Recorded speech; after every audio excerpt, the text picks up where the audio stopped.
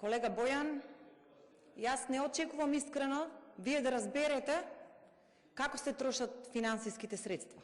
И за вас е безидејност и безперспективност да се дават финансиски средства за студентите, 16 милиони евра за субвенциониран студентски оброк.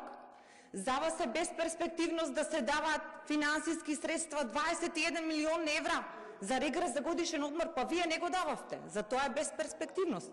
Што е за вас перспективност? Жалните врби и спомениците?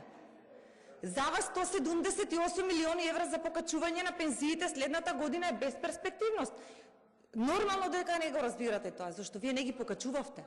За вас 150 милиони евра за покачани плати е безидејност. Па не го разбирате вие тоа, како ќе го разберете? Лаги, крадење. Лаги и крадење има во вашата партија, а вие наместо да критикувате, треба од оваа говорница да се заблагодарите, затоа што изминатиот ден 1 милиарда денари беа прифатени ваши амандмани и на крај се заблагодарувате на вашиот председател Христијан Мицковски, од кај ги донесе, од дома тие пари. Сите тие финансиски средства се пари од граѓаните и сега парите од граѓаните одат по општините за капитални инвестиции, додека вашите градоначалници ги трошат финансиските средства и целиот буџет за плати.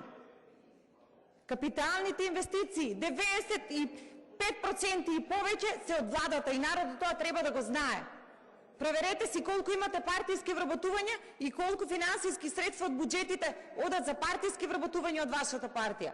И на крај, треба да излезете да имате доблест и да се заблагодарите на премиерот и на владата за сите прифатени амандмани и за сите проекти во текот на изминатиот ден, а не на вашиот почесен председател Христијан Мицковски, затоа што тој нема апсолутно никаква функција и нема врска со тие финансиски средства.